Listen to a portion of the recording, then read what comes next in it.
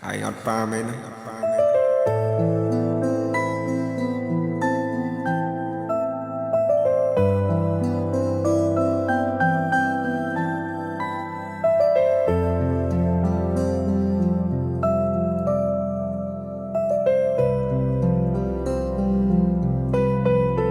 ខ្ញុំត្រូវរស់នៅអត់បាន